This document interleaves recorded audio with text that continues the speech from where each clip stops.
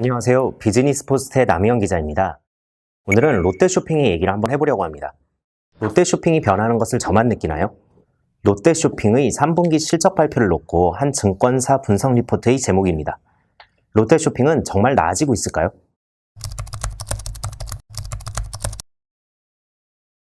롯데쇼핑이 오프라인 매장을 어떻게 효율적으로 활용하느냐를 놓고 사활을 걸고 있습니다.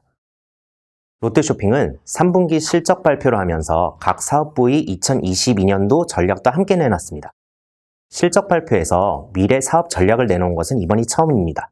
롯데쇼핑의 미래를 놓고 부정적 전망이 많아지자 스스로 미래 전략을 제시하면서 투자자들에게 확신을 심어주려 한 것으로 보입니다. 백화점 사업부는 사업 전략으로 주력 점포의 공격적 리뉴얼, 부진 점포의 다양한 투자 회수 전략 추진, 트렌드를 선도할 수 있는 새 모델의 대형 점포 지속 개발 등을 제시했습니다. 마트 사업부도 그로서리 역량 집중과 함께 비식품의 선택과 집중을 통한 전문 매장 강화, 매장 환경 개선 및 대규모 리뉴얼을 통한 경쟁 역량 강화, 창고형 매장, 교회형 드러그스토어 등 새로운 성장 포맷 육성 등을 추진하기로 했습니다. 슈퍼 사업부도 마찬가지입니다. 2022년에만 93개의 점포를 리뉴얼하고 잠재상권주의의 경쟁력을 갖춘 포맷으로 신규 출점을 검토하겠다고 했습니다. 주력 사업부들이 오프라인 자산 활용에 방점을 찍는 것은 어찌 보면 당연한 일입니다. 많은 전문가들은 전통적인 오프라인 유통 강자들이 온라인 시대에 살아남으려면 그들이 가진 오프라인 자산을 활용하는 것이 가장 중요하다고 입을 모으고 있습니다. 롯데쇼핑을 이끄는 강희태 부회장은 이미 오프라인의 변화를 시도하고 있습니다. 롯데백화점이 9월에 경기 의왕에 문을 연 롯데 프리미엄 아울렛 타임빌라스는 전체 면적의 4분의 1만 영업 면적으로 택했습니다. 나머지 공간들은 모두 고객들의 휴식과 산책을 위한 공간으로 꾸몄습니다. 현대백화점의 더현대서울이 전체 면적의 절반가량만 영업 면적으로 채택한 것을 놓고도 파격적이라는 평가가 나왔었는데요. 롯데백화점은 이보다 한 걸음 더 나아갔습니다. 타임빌라스를 두고 롯데가 한 것 같지 않다, 이런 말이 나오는 이유입니다. 롯데백화점이 타임빌라스에 앞서서 8월에 문을 연 롯데백화점 동탄점도 백화점 업계의 대세인 채광창을 대거 사용했고 쇼핑 이외의 즐길 거리를 쇼핑몰 안에 집합시키는 데 중점을 뒀습니다.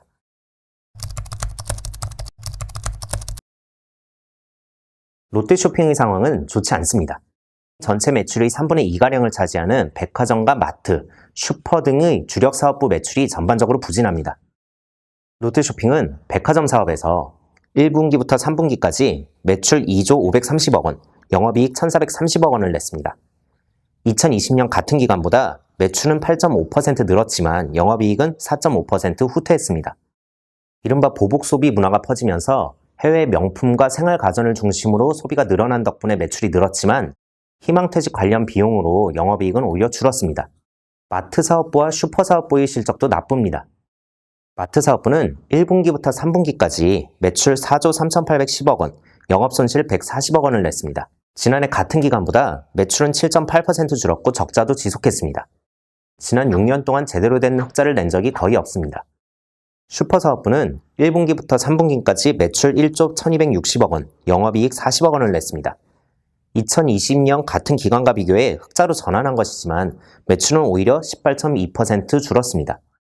강희태 부회장은 실적 반등을 위해서 구조조정이라는 강수를 꺼냈습니다. 롯데마트는 2월에 창사 23년 만에 처음으로 희망퇴직을 받았는데 10월에도 또다시 희망퇴직을 받으면서 감원을 추진하고 있습니다. 롯데백화점 역시 9월에 창사 42년 만에 처음으로 희망퇴직을 신청받고 있습니다. 경쟁 기업들이 감원에 적극적으로 나서지 않고 있다는 점을 감안할 때 롯데쇼핑의 상황은 생각보다 어려운 것으로 추정해 볼 수 있습니다. 롯데쇼핑은 그동안 시장 변화에 빠르게 대처하지 못했다는 평가를 받았습니다. 신세계백화점이나 현대백화점과 비교해서 매장 수가 압도적으로 많다 보니 상황 변화에 기민하게 대응할 수 없었다는 것이 업계의 평가입니다. 유통업계의 한 관계자는 롯데백화점을 보면 과거 대규모 출점 전략으로 백화점 업계의 압도적 1위에 올랐지만 현재는 이런 전략들이 모두 독이 되고 있는 것으로 파악된다며 기존 점포의 수익성을 유지하는 데 애를 먹고 있을 것이라고 말했습니다. 아마도 롯데백화점은 현재 점포의 절반 이상을 구조조정해야 할 수도 있다라고 덧붙였습니다. 롯데백화점 내부 직원들도 미래를 암울하게 보고 있다, 이런 시각들도 있습니다. 롯데백화점이 진행하고 있는 희망퇴직에서 대상자 2,000명 중에 희망퇴직을 신청한 인원이 약 550명을 넘는 것으로 알려집니다. 4분의 1이 넘는 직원들이 나 나가겠다고 손을 든 것인데 예상보다 신청자가 많아서 롯데 계열사의 직원들도 놀라고 있다고 합니다.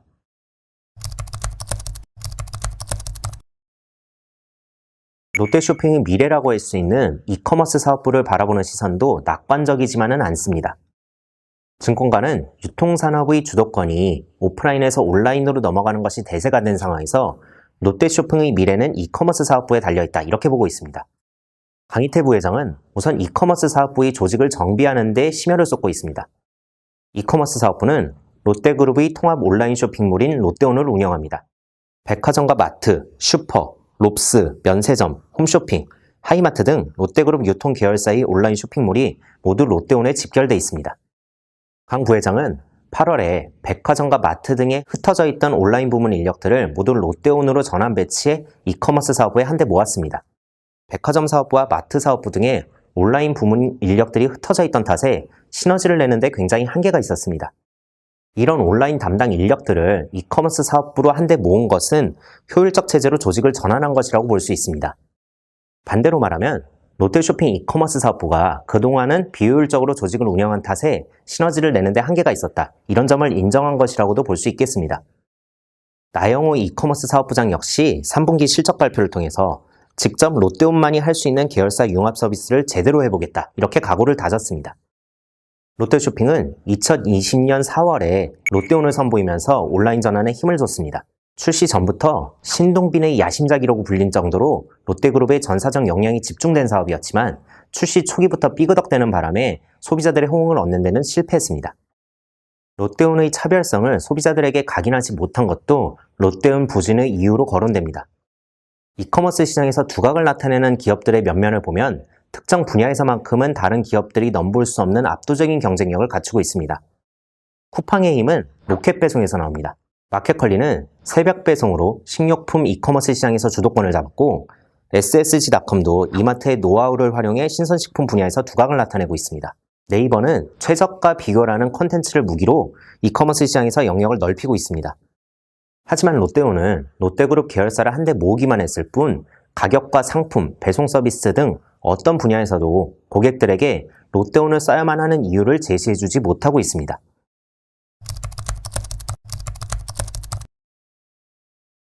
위기의 돌파구를 마련하기 위해서 인수합병에 나설지 주목됩니다. 롯데쇼핑은 이베이 코리아와 요기요 등 상반기에 매물로 나온 여러 기업들을 인수할 잠재적 후보자로 꼽혔지만 좀처럼 신중한 모습을 보였습니다. 9월에서야 한샘을 품에 안으면서 본격적으로 인수합병에 몸을 푸는 행보를 보였습니다. 롯데그룹이 인수합병을 통해서 재계 5위권으로 도약한 그룹이라는 점을 감안할 때 앞으로 인수합병 DNA가 재가동될 수 있다고 증권업계는 보고 있습니다. 우선 오프라인 유통사업의 경쟁력을 높일 수 있는 전문 기업들을 인수해서 롯데쇼핑의 백화점과 할인점, 시너지를 창출할 수 있는 쪽에서 인수합병이 추진될 수 있다고 보고 있습니다. 신동빈 회장은 임원진 회의에서 EV 코리아 인수전에서 실패한 것과 관련해 연연하지 말고 롯데와 시너지를 낼 수 있는 새로운 사업과 투자 기회를 찾아보자고 주문하기도 했습니다.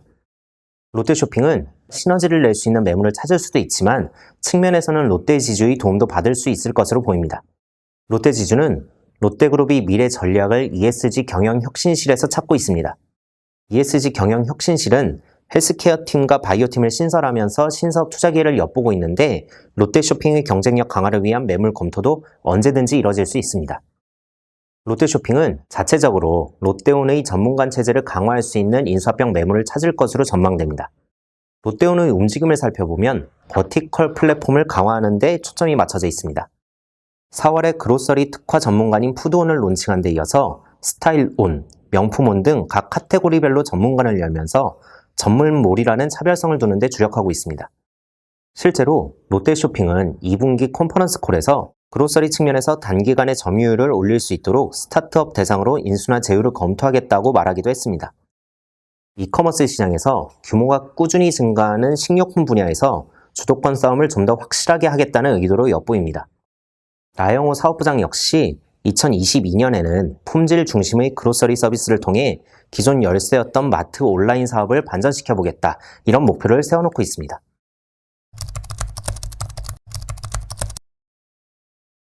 증권가는 대체로 롯데쇼핑을 다소 불안한 시선으로 바라보고 있습니다. 8월부터 최근까지 롯데쇼핑 분석 리포트를 낸 여러 증권사의 투자 의견을 종합하면 투자 의견을 중립으로 제시한 곳이 절반을 넘어갑니다. 롯데쇼핑 목표 주가도 모두 기존보다 하향 조정하는 경우가 대부분입니다. 상장업체 분석기관 FN가이드가 증권가 전망을 종합한 자료에 따르면 롯데쇼핑의 투자 의견 평균 점수는 3.65점으로 이마트의 점수 3.95점보다 다소 낮습니다. 롯데쇼핑이 낮은 평가를 받는 이유는 단기적으로 실적이 좋아지지 않을 것 같다는 전망 때문입니다. 10월 22일 롯데쇼핑을 놓고 지난 2년에 걸친 구조조정으로 판관비를 크게 절감했음에도 일회성 비용이 거듭 발생함에 따라 수익성 회복이 동반되지 못했기 때문이라며 투자 의견을 중립으로 제시했습니다. 10월 15일에 롯데쇼핑이 목표 주가를 내리면서 위드 코로나 논의에도 불구하고 2022년 영업이익 전망치를 기존보다 13% 하향 조정한다며 온라인 채널 경쟁력 강화를 위한 노력이 불가피하지만 초기에 높은 비용이 수반될 것으로 예상한다고 내다보기도 했습니다.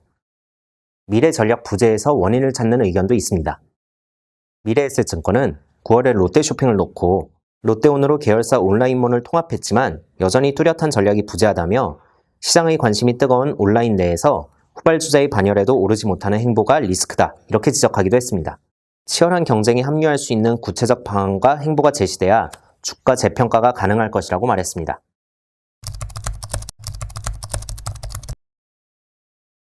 신동빈 회장은 11월 말에 정기 임원 인사를 실시할 것으로 전망됩니다. 롯데쇼핑 쇄신 인사를 통해서 조직의 긴장감을 불어넣을지 주목됩니다. 신 회장은 지난해 실시한 정기 임원 인사에서 강희태 부회장을 정점으로 하는 유통 비유 체제를 크게 건들지 않았습니다. 강 부회장은 기존과 마찬가지로 유통 비유장과 롯데쇼핑 대표이사를 겸임했으며 롯데쇼핑의 백화점 사업부로 맡던 당시 황범석 전무를 부사장으로 승진하면서 힘을 더 싣기도 했습니다. 롯데쇼핑 마트 사업부장에 롯데 네슬레 코리아를 이끌던 강성현 전무를 임명한 것을 빼면 대체로 롯데쇼핑 각 사업대표의 기존 인물들을 유지했습니다. 식품 비유가 수장 교체로 대체로 칼바람을 맞았던 것과 대비됐습니다. 하지만 올해 들어서 식품 비유가 대체로 호실적을 내고 있는 반면에 롯데쇼핑이 부진하다는 점을 감안할 때 올해 인사에서는 쇄신 인사의 정점에 롯데쇼핑 유통 비유가 놓일 가능성을 배제할 수 없어 보입니다. 신동빈 회장은 과거 롯데쇼핑이 온라인 전환에 제대로 된 성과를 내지 못했다는 점에서 이원준 유통 비유장 겸 롯데쇼핑 대표이사 부회장을 경질한 적이 있습니다. 강희태 부회장 체제가 2년이 다 된 만큼 뚜렷한 돌파구를 찾지 못하는 분위기를 쇄신해서라도 강 부회장을 비롯한 사업 대표들의 거치에 변화를 줄 수 있다는 것이 롯데그룹 계열사 안팎의 시각입니다. 하지만 위기의 장수를 바꾸지 않는다는 말이 있듯 강희태 부회장이 신동빈 회장의 재신임을 받을 가능성도 여전히 열려 있습니다. 연말 인사에서 자리를 지키는 데 성공한다면 내년에는 실적 반등의 고삐를 더욱 강하게 당길 것으로 전망됩니다. 오늘 얘기는 여기까지입니다. 시청해주셔서 감사합니다.